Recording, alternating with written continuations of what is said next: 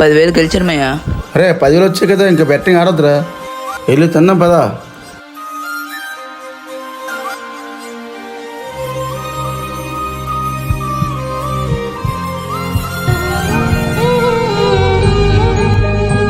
మయ్యా బెట్టింగ్ నుంచి నోటిఫికేషన్ వచ్చింది మయ్యా.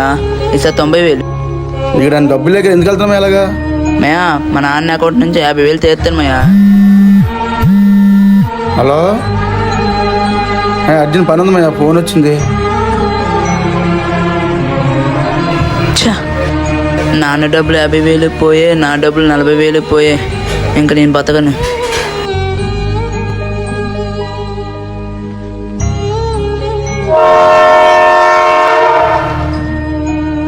నీకేమైనా బుర్రపోయింది ఏంట్రా? ప్రాణాలు ఎందుకు తీసుకోవాలనుకుంటున్నావు? అంకుల్, నాన్న అకౌంట్ నుంచి 50,000 తీసి బెట్టింగ్కి పెట్టాను అంకుల్. నాన్నకు తెలియకుండా 90,000 పోగొట్టాను. డబ్బులు పోయివని మీ నాన్నకి తెలిస్తే బాధపడతాడు అనుకుంటే, నిజానికి ప్రాణాలు పోతే మీ నాన్న ఎంత బాధపడతాడో తెలుసురా?